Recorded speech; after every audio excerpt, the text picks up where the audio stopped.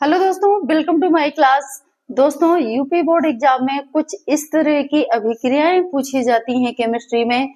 जैसे इसमें ये इक्वेशन दी हुई है और इसमें आगे क्वेश्चन मार्क है, तो ये आपको पता होना चाहिए कि ये कौन सी अभिक्रिया है और आगे चल के इसमें कौन सा उत्पाद बनेगा। ठीक है, तो देखिए यहाँ पे कहीं तो अभिकारक में ये क्वेश्चन मार्क, कहीं पे क्या है ये उत्पाद में है और कहीं उत्प्रेरक ही नहीं देता।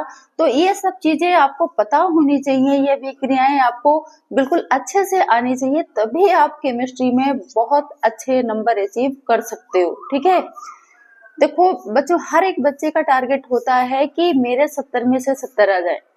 तो केमिस्ट्री में थोड़ी सी लापरवाही ये हो जाती है कि बच्चे फॉर्मूले इक्वेशन को न लिखकर थ्योरी पार्ट को ज्यादा प्रीफर करते हैं, थ्योरी पार्ट को ज्यादा लिखने की कोशिश करते हैं और उसी से आपके नंबर जो है वो उतने अच्छे नहीं आ पाते। तो थोड़ा सा अगर फॉर्मूले आप याद रखो, सूत्र याद रखो, तो ये इक्वेशन बहुत आसानी से आप कर सकते हो। घुमा फिरा के वही चीज देता है, कुछ अलग से इसमें नहीं आता। अगर आपने सेट जेप नियम पढ़ा है, आपने भी हाइड्रोहाइलोजनीकरण पढ़ा है, तो देखिए ये जो पहली आपकी अभिक्रिया है ये वाली CH3 CH2 CH2 Br, तो ये आपका वही है। कौन सा जो आपने पढ़ा है? विहाइड्रोहाइलोजनीकरण। लेकिन यहाँ पे ये किसकी उपस्थिति में? Alcoholic KOH। अब ये चीज भी आपको ध्यान रखना है बच्चों कि ये क्रिया कई बार एल्कोहलिक KOH के साथ होती है और कई बार जली KOH के साथ। तो दोनों के साथ अलग अलग उत्पाद बनते हैं। आप दोनों अभिक्रियाएं सेम नहीं कर सकते कि आप एल्कोहलिक KOH के साथ भी जो प्रोडक्ट बनता है वही बना दो और बाकी जो आपका जली KOH है उसके साथ भी वही बना दो। हम यहाँ पे इसको पहले वाले को समझते हैं, ये क्या है। तो यहाँ पे देखिए ये आपका CH3 CH2 CH2 Br, इसको हम क्या बोलेंगे दोस्तों? प्रोपिल ब्रोमाइड, या IUPAC नाम की अगर बात करें तो ये क्या हो जाएगा? Bromo propane. इसको हम क्या बोलेंगे? Bromo propane. ठीक है, अब ये एल्कोहलिक KOH के साथ क्रिया करेगा दोस्तों। तो यहाँ पे देखिएगा, आपने अगर विहाइड्रोहाइलोजनीकरण पढ़ा है, क्या है विहाइड्रोहाइलोजनीकरण? मतलब किसी भी कंपाउंड से, किसी भी हेलो एल्केन से एक हाइड्रोजन का और एक ब्रोमीन का या हाइलाइड का निकलना क्या कहलाता है? विहाइड्रोहाइलोजनीकरण। मतलब विहाइड्रो, हाइड्रोजन भी निकल गया और हाइलोजन, विहाइड्रोहाइलोजनीकरण मतलब जिसमें से हाइड्रोजन और हाइलोजन दोनों निकल जाए, वो आपका क्या कहलाता है? विहाइड्रोहाइलोजनीकरण। ठीक है, तो अब यहाँ पे देखिएगा ये आपका KOH पोटेशियम हाइड्रोक्साइड और आपका ब्रोमोप्रोपेन हो गया। तो यहाँ पे देखिए ये जो ब्रोमीन है ये किसके साथ क्रिया कर लेगा? पोटेशियम के साथ। ठीक है, और यहाँ से एक हाइड्रोजन निकलेगा, क्योंकि यहीं से तो हम नहीं निकाल सकते, यहाँ से निकलेंगे तो इसकी वैलेंसी क्या हो जाएगी? ये असंतृप्त हो जाएगा, अधूरी रह जाएगी, ये वैलेंसी अपनी कंप्लीट नहीं कर पाएगा। तो एक तो ये KBr बना लिया और दूसरा यहाँ से हाइड्रोजन निकलेगा दोस्तों और ये जाएगा OH के साथ। ठीक है, तो यहाँ पे जो कंपाउंड बनेगा, तो देखिए अब यहाँ क्या बचा? एक तो बचा आपका क्या? CH3। अब यहाँ से एक हाइड्रोजन निकला तो यहाँ पे क्या बचा?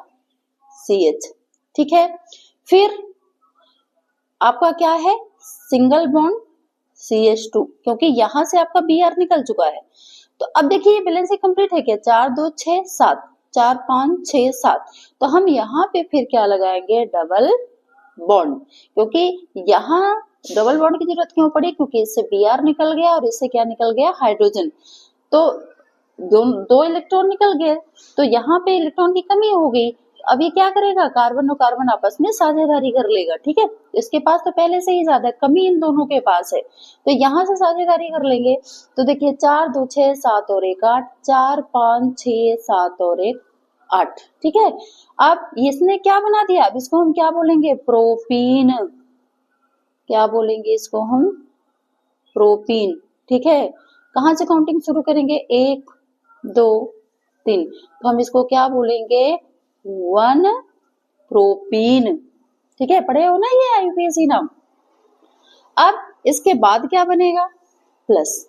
आपको पता है पोटेशियम ने ब्रोमाइड से क्रिया करके क्या बना लिया? यहाँ पे यहाँ पे बन गया आपका KBr। और क्या बच रहा है, और बच रहा है क्या, पानी। तो यहाँ पे प्लस H2O। ठीक है, तो समझ में आ गया ये CH3 CH2 CH2Br alcoholic KOH के साथ क्रिया करके क्या बना देगा दोस्तों, ये बना देगा एल्कीन, पोटेशियम ब्रोमाइड और H2O, या इसी को हम एल्कीन बोलेंगे, या फिर ओरिजिनल जो इसका नाम है वो क्या है, 1-प्रोपीन। अब हमने एक चीज और बताई थी कि अगर यहीं पे एल्कोहलिक KOH की जगह क्या है, जेली, तो यहाँ पे देखिएगा, इसको भी हम समझ लेते हैं। मान लीजिए यहाँ पे क्या है, CH3 CH2 CH2 और Br, सेम प्रोडक्ट दिया है, लेकिन यहाँ पे क्या दिया हुआ है, जलीय KOH। ठीक है, अब ये जलीय KOH है, यहाँ पे क्या था, एल्कोहलिक KOH, ये वाला क्या है, एल्कोहलिक KOH, जबकि ये क्या है, जलीय KOH। तो अब सेम वही क्रिया होगी, लेकिन यहाँ पे प्रोडक्ट अलग अलग बनेंगे। क्या बनेगा, यहाँ पे देखिए सिंपल, ये जो ब्रोमीन है ना, ये वाला, ये किसके साथ जुड़ जाएगा, KOH। जैसे आपने ऊपर भी देखा था, इसने क्या बना था, KBr। ठीक है, अब ये जो OH है ना दोस्तों, तो यहाँ से हाइड्रोजन का लॉस नहीं होगा, यहाँ से एक हाइड्रोजन नहीं निकलेगी, ये किसके पास आएगा, इसके पास। ठीक है, तो ये क्या बना देगा, तो देखिए यहाँ पे क्या बन गया, तो ये बन गया दोस्तों CH3 CH2 CH2 और यहाँ पे क्या हो गया, OH। ठीक है, अब देखिए अंतर क्या है, यहाँ पे भी हाइड्रोहाइलोजनीकरण हो रहा है, लेकिन यहाँ पे भी हाइड्रोहाइलोजनीकरण नहीं हो रहा है। ठीक है, यहाँ पे सिर्फ हाइलोजन निकली है और उसकी जगह पे आपका OH आके जुड़ा है। यह एक प्रतिस्थापन अभिक्रिया दिखा रहा है, एक निकला तो दूसरा आके जुड़ा, लेकिन जो ऊपर वाला कंपाउंड है ये विलोपन अभिक्रिया दिखा रहा है।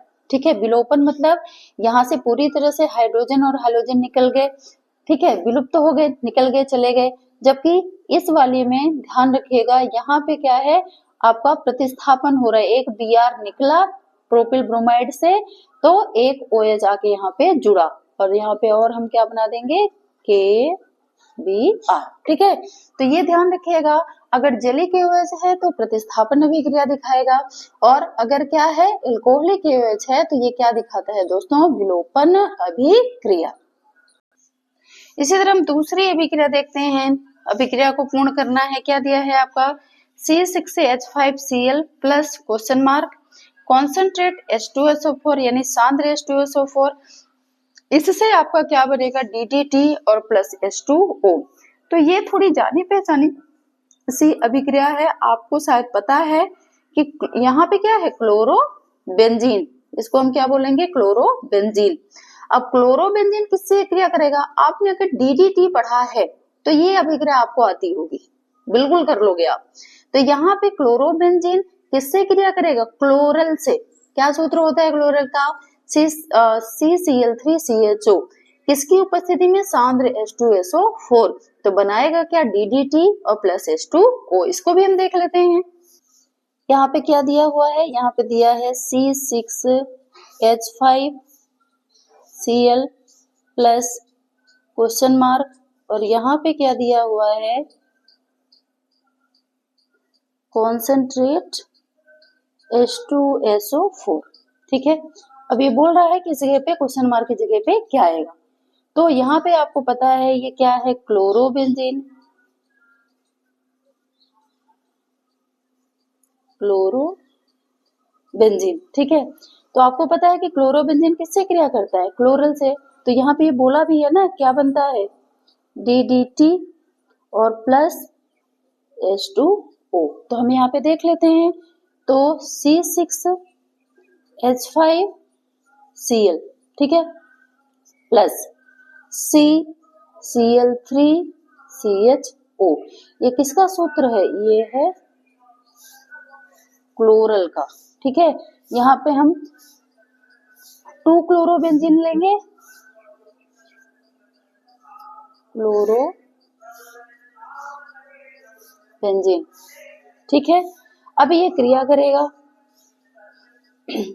सांद्र H2SO4। ठीक है, अब ये बनाएगा क्या, ये बनाएगा देखिए C14H9Cl5, ये आपका क्या हो गया DDT, और प्लस आपका क्या बन जाएगा H2O। समझ में आ रही है बात। तो देखिए यहाँ पे C14 6 दूनी 12 कार्बन और 2 यहाँ पे, टोटल कितनी हो गई 14, हाइड्रोजन 5 दूनी 10, ठीक है 10 और 1 11, तो यहाँ पे देखिए 9 इसमें और 2 11 हो गया। ऑक्सीजन देखिए, अच्छा क्लोरीन देख लेते हैं पहले, तो देखिए 2 यहाँ पे 3 यहाँ पे, ठीक है टोटल कितनी होगी 5। ऑक्सीजन देख लेते हैं, तो एक ऑक्सीजन यहाँ तो एक ऑक्सीजन यहाँ। अब इसका स्ट्रक्चरल फॉर्मूला अगर हम देखें तो वो कैसे बनेगा, वो भी आपको पता है कि यहाँ पे हम क्या बन लेंगे Cl3, फिर यहाँ पे आपका क्या होगा CHO। अब हमने क्या ले लिया DDT, ओ क्लोरोबेंजीन, तो यहाँ पे इस तरह का हम स्ट्रक्चर बना देंगे। ये क्लोरोबेंजीन हो गया, 2 ले लेते हैं क्लोरोबेंजीन। अब ये क्लोरीन से क्रिया करेगा, तो देखिए इन सब कोनों पे आपको पता है क्या होती है हाइड्रोजन, तो यहाँ इसकी हाइड्रोजन और इसकी हाइड्रोजन यहाँ पे निकल के किसके साथ जुड़ गई क्लोरल के ऑक्सीजन के साथ, तो इसने क्या बना दिया। अब ये सारी अभिक्रिया किसकी उपस्थिति में हो रही है, सांद्र H2SO4, ठीक है। तो यहाँ पे फिर क्या बचा, यहाँ पे बचा CCl3, ठीक है, फिर C और क्या बच रहा है एक हाइड्रोजन, क्योंकि ऑक्सीजन तो निकल गया, पानी बना लिया इसने। अब क्लोरोबेंजीन डायरेक्ट किसके साथ जुड़ जाएगा, यहाँ पे, और निकला क्या H2O, ठीक है। तो चाहे आप ये बना लो चाहे ये बना लो, कोई भी दिक्कत नहीं है। अब इसका देखो नाम कैसे याद रखना, फुल फॉर्म क्या है, डाई क्लोरो, क्या बोलते हैं इसे, फुल फॉर्म डाई क्लोरो, फिर डाईफेनिल दूसरे डी से डाईफेनिल,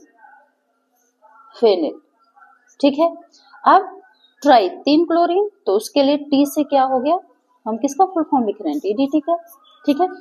तो टी से क्या हो गया ट्राई और क्लोरो, ठीक है। ये कितने कार्बन है 1 और 2, तो यहाँ पे क्या होगा 2 कार्बन को क्या लिखते हैं एथेन, ठीक है। तो देखिए ये तो ये इस तरह से भी बना सकते हो और आप इस तरह से भी इसको कंप्लीट कर सकते हो, दोनों ही क्या है आपके DDT के सूत्र।